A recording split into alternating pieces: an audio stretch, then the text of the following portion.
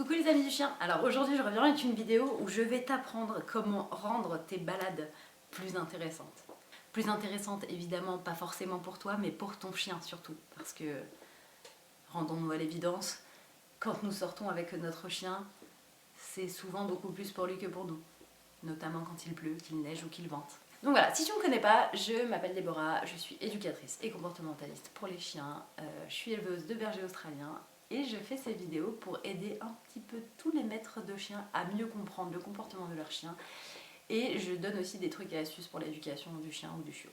Si t'es pas encore abonné, je t'invite à le faire. Et n'hésite pas à commenter, à liker cette vidéo, à me dire ce que t'en penses.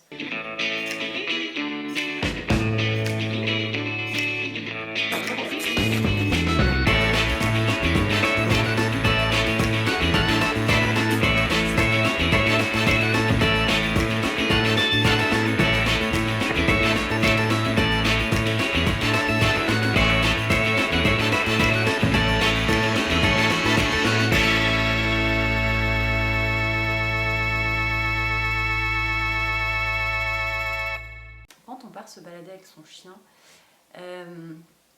alors j'espère que pour toi c'est pas une corvée. Alors après oui, encore une fois, quand il pleut et qu'il neige, je peux comprendre que ce soit un peu chiant pour nous humains de nous retrouver tout mouillés. Il faut absolument, à partir de maintenant, que tu te mettes en tête que te balader avec ton chien, et je dis bien te balader avec ton chien et non pas promener ton chien, parce que le but c'est que vous vous promeniez tous les deux et que vous y preniez autant de plaisir l'un que l'autre. Il faut absolument maintenant justement que tu te mettes en tête que promener ton chien ou te promener avec ton chien, donc c'est un plaisir aussi pour toi. Donc je vais commencer par un petit truc et astuce pour toi. Quand tu pars par exemple faire une balade d'une bonne heure avec ton chien dans la forêt et que tu sais que ça te saoule un peu au bout d'un moment et que c'est pas forcément cool pour toi, il y a une petite astuce qui est de faire en sorte de te récompenser toi de cette balade. Alors soit après, t'offrir je sais pas un bon pain ou quelque chose, soit pendant la balade te récompenser toi-même. Donc si tu sais que tu peux lâcher ton chien tranquillement en forêt, le mieux c'est de trouver un truc à faire pendant cette balade qui toi va te faire du bien. Personnellement, quand je pars aux courses, mais donc pas avec mon chien, parce que quand je pars me balader avec mon chien, je suis tellement dans la balade avec lui et je m'amuse avec lui que j'ai pas besoin de faire ce genre de choses.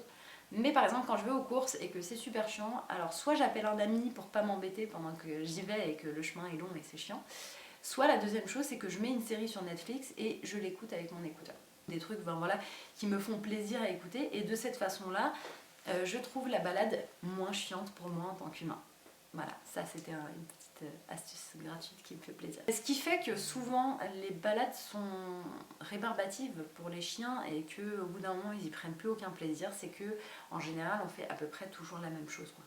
Et au-delà de faire toujours la même chose, on est toujours pressé, on leur prête pas trop attention. Voilà, on est en train de les balader pour les balader, on est sur son téléphone, on le laisse faire son pipi, son caca. Dès qu'il a fait ce pipi caca, on dit c'est bon, on rentre, on s'en va. Non.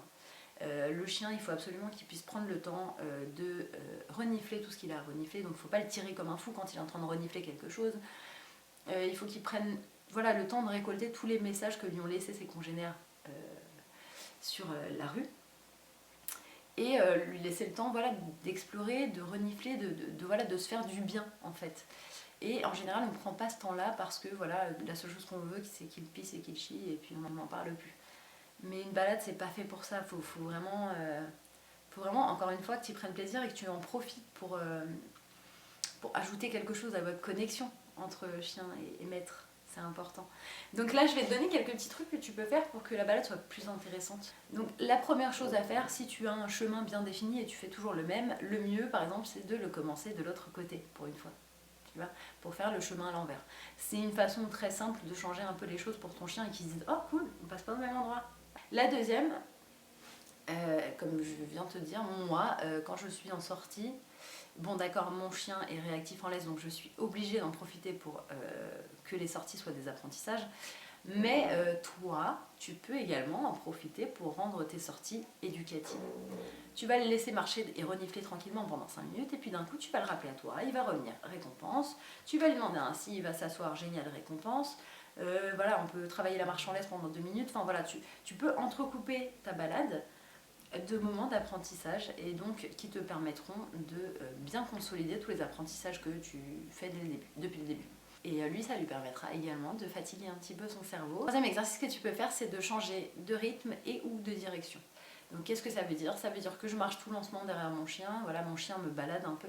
Et d'un coup, je me dis, tiens, je vais me mettre à courir un peu ou à trottiner. Et là, le chien va dire, ouais, c'est trop cool, c'est vrai. Enfin, tu vas voir que ton chien va vite bien s'amuser. Puis après, tu retournes à la marche normale. Puis après, tu te dis, bon, bah, je vais retourner à gauche au lieu d'aller tout droit. Tu tournes à gauche. Puis tu vas faire des ronds, des cercles sur toi-même. Enfin voilà, tout un truc pour que ton chien ait besoin déjà de faire attention à toi. Donc c'est un bon travail pour la marche en laisse ou la marche au pied aussi. On peut en profiter. Mais ça va aussi être un truc qui va faire que justement ton chien va te prêter attention parce qu'il va te trouver drôle en fait. Donc il va se dire en fait se balader avec elle ou lui c'est rigolo. C'est simple à faire. Bon, mis à part que t'as l'air un peu con parfois, mais ça va. Ensuite, comme je te l'ai dit avant, il y a un truc qui est très très important pour le chien, c'est de pouvoir renifler les odeurs de ce qu'on génère, pouvoir renifler les autres animaux sauvages qui sont passés par là, renifler en fait toutes les odeurs qu'il trouve par terre ou sur les hautes herbes ou peu importe. Donc, s'il te plaît, à partir de maintenant, laisse ton chien renifler tranquillement, laisse-lui le temps. S'il est en train de pleuvoir, eh bien c'est ton problème, petit humain, c'est toi qui n'aimes pas la pluie. Lui, il s'en fout. Et voilà, c'est pour lui, quoi. Enfin, il faut lui laisser le temps d'explorer. Il est tellement enfermé tout le temps à la maison, sans distraction, sans rien, voilà, qu'il a besoin. C'est comme si toi, aujourd'hui, t'aimes beaucoup être sur ton téléphone tout le temps, avoir des nouvelles sur Facebook, etc. Et que d'un coup, je t'enlevais ton téléphone et je te disais non, tu peux plus, tu peux que pendant 10 minutes. Pendant les 10 minutes, je vais faire comme ça avec ton téléphone pour pas que tu puisses trop lire les nouvelles des gens. Et bah c'est pareil, quand t'es en train de lui secouer la laisse pour qu'il se dépêche parce qu'il est en train de renifler un truc, et ben t'es en train de l'emmerder en fait. Laisse-le renifler, laisse-le regarder son Facebook canin tranquillement. C'est très très important pour le bien-être émotionnel du chien. Alors je te parlais aussi de profiter de ta balade pour bosser tous les apprentissages et les consolider. Tu peux également entrecouper ta balade de moments de jeu où tu vas jouer avec ton chien, soit à la balle, soit avec un boudin et le faire tirer, etc. Vraiment encore une fois dans le but d'avoir un chien qui va faire attention à toi parce qu'il va se dire que en fait quand il sort avec toi il s'ennuie pas. Et ça va faire à terme aussi que le chien va se dire j'ai pas besoin d'aller voir ailleurs entre guillemets pour ne pas m'embêter parce qu'avec elle c'est fun en fait. Et tu peux aussi en profiter, par exemple si tu es dans les bois, qu'il y a des rondins, ou si tu es dans un parc, il y a des bancs, il y a tout plein de trucs, tu peux en profiter pour demander à ton chien de passer sous les bancs, monter sur les rondins, enfin tu vois tout un petit parcours en fait pour le chien où tu vas lui demander des trucs fun pour lui. Et la dernière chose, et ça je sais que c'est compliqué pour nous humains, surtout qu'on nous a matraqué le cerveau depuis des années en nous disant que si le chien tire, c'est qu'il veut décider, c'est qu'il est dominant, c'est que c'est le chien alpha. Ce sera de laisser ton chien te guider et décider du chemin qu'il veut prendre. Ne le fais pas tout le temps, mais de temps en temps, tu peux te dire alors aujourd'hui, je vais le laisser décider. Qu'est-ce que ça veut dire? Ça veut dire que ton chien donc sera devant toi et s'il a envie d'aller à gauche, il commence à renifler à gauche à une intersection, eh bien tu vas aller vers la gauche.